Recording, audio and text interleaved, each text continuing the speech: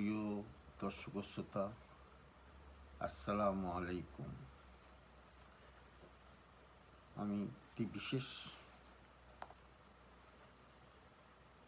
বন্ধ পাঠ করতে একটু খেয়াল মনোযোগ সহকারে শোনার জন্য আবেদন জানাচ্ছি এবং এটি আপনারা শেয়ার এবং লাইক করবেন আশা করি আরও মানুষকে জানার জন্য। বিশেষ করে এখনকার বিষয়টা হলো স্বাভাবিক তৌহিদ ও যুক্তিভিত্তিক তৌহিদ। তৌহিদ তো আমরা ভালো করেই জানি, আল্লাহর একত্বে বিশ্বাসের। তো এটা স্বাভাবিক আর একটা যুক্তিভিত্তিক যেটা। তা আসুন শুরু করে দিই। আউযু বিল্লাহি মিনাশ শাইতানির রাজিম, বিসমিল্লাহির রহমানির রহিম। স্বাভাবিক তৌহিদ ও যুক্তিভিত্তিক তৌহিদ আল্লাহর পরিচিতি লাভ এবং তা অর্জন দুটি পন্থায় হতে পারে। একটি প্রাকৃতিক পন্থায় আর দ্বিতীয়টি যুক্তিভিত্তিক পন্থায়। প্রাকৃতিক পন্থায় বলতে বোঝায় প্রত্যেকটি মানুষ তার গভীর সূক্ষ্ম মনের মধ্যে আল্লাহর প্রতি একটা চেতনা ও তীব্র আকর্ষণ অনুভব করে। সেজন্য কোনো যুক্তি প্রমাণের এক বিন্দু অপেক্ষা রাখে না। কোনো শিক্ষকের শিক্ষার বা কোনো ওয়াজকারীর ওয়াজের মুখাপেক্ষিতা থাকে না। আর যুক্তিভিত্তিক তৌহিদ বলতে বোঝায় মানুষের যুক্তি ও প্রমাণের ভিত্তিতে আল্লাহর অস্তিত্ব স্বীকার করা। সেজন্য বৈজ্ঞানিক বা দার্শনিক যুক্তি প্রমাণের মুখাপেক্ষী থাকে। অনেক সময় এ দুটি পন্থা পরস্পর মিলে মিশেও যায়। এ কারণে এ দুটি পন্থার মধ্যে পার্থক্য করারও প্রয়োজন দেখা দেয়। পার্থক্য করার পদ্ধতির পর্যায়ে বলা যায়, মানুষের জীবনে তার দ্বারা দু ধরনের কাজ সম্পাদিত হতে দেখা যায়। একটি স্বাভাবিক কাজকর্ম আর আরেকটি হলো অভ্যাসগত কাজকর্ম।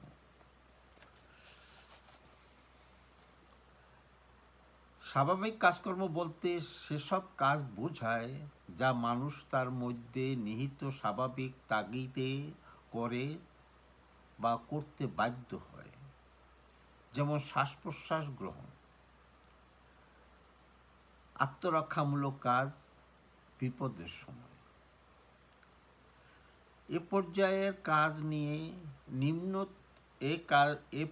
কাজ নিম্ন শ্রেণীর জন্তু জানোয়ার ও ইতর প্রাণীর দ্বারাও সম্পাদিত হয়ে থাকে অত্যন্ত বিস্ময়করভাবে এবং প্রকৃতির তাগিদে ও স্বভাবের পথ প্রদর্শনের আলোকে। সেজন্য বাহ্যিক কোনো তাগিদের এক বিন্দু অপেক্ষা থাকে না। পক্ষান্তরে অভ্যাসগত কাজকর্ম হচ্ছে সেগুলো যা ঠিক স্বভাবপ্রসূত নয়, যা করতে মানুষ বাধ্য হয় তার অস্তিত্বের বাইরে কোনো কারণের দরুন। দৃষ্টান্ত হিসাবে উল্লেখ করা যায়, মানুষের স্বভাব নিহিত যৌন প্রবৃত্তি। মানুষ নর কিংবা নারী একটা বিশেষ বয়সে উপনীত হলে তার বিপরীত লিঙ্গের প্রতি তীব্র আকর্ষণ বোধ করা নিতান্তই স্বভাবগত ব্যাপার। এ ব্যাপারে বাইরের কোনো শিক্ষাদান বা পথপ্রদর্শনের এক বিন্দু অপেক্ষা থাকে না। এর দ্বিতীয় হচ্ছে সম্মান, সামাজিক মর্যাদা, ক্ষমতা ও প্রভাব প্রতিপত্তি লাভের প্রবণতা ও এই জিনিসের ব্যাপারে অভ্যন্তরীণ প্রকৃতি থেকেই মানুষ তাগিদ অনুভব করে। এজন্যই কোনো উপদেশদাতার উপদেশের মুখাপেক্ষিতা থাকে না। প্রসঙ্গে তৃতীয় দৃষ্টিভঙ্গি হচ্ছে ধনমালের আকর্ষণ, তার সংগ্রহ ও সঞ্চয়ের প্রয়োজন বোধ। এসবই স্বভাবের তাগিদের ফল এবং তাতে বাহ্যিক অবস্থার পরিবর্তনের কালেও এক বিন্দু পার্থক্য সৃষ্টি হয় না। এসব কাজের বিপরীত হচ্ছে অভ্যাসের কারণ করা কাজসমূহ। অভ্যাসের কারণে করা কাজসমূহ যা একান্তভাবে বাহ্যিক অবস্থার ও তার অব্যাহত ধারাবাহিকতার উপর নির্ভরশীল। গোলাম যেমন নিবারণ স্বভাবগত ব্যাপার হলেও সেজন্য পোশাক পরিধানের রীতিপদ্ধতির ক্ষেত্রে জাতিতে জাতিতে ও দেশে দেশে এমনকি যুগে যুগেও পার্থক্য সূচিত হয়ে থাকে। উল্লিখিত দৃষ্টান্তসমূহের আলোকে স্বাভাবিক ও অস্বাভাবিকের মধ্যে পার্থক্য করা যায় নিম্নোদ্ধৃত চিহ্নসমূহের দ্বারা। যেমন ১. স্বাভাবিক ব্যাপার ও মানুষের মধ্যে নিহিত প্রকৃতির প্রতি নিজের প্রকৃতি নিঃসৃত, তার সব মানুষের মধ্যেই থাকে, কোনো মানুষই তা থেকে মুক্ত নয়।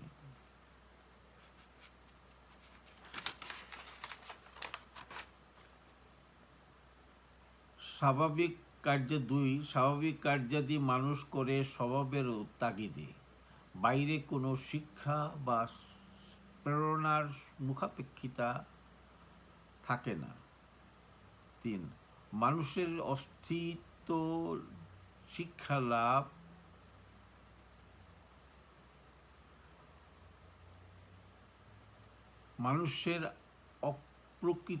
মানুষের প্রকৃতি নিহিত ভাবধারা রাজনৈতিক, অর্থনৈতিক ও ভৌগোলিক কার্যকারণের প্রভাবে প্রভাবিত হয় না।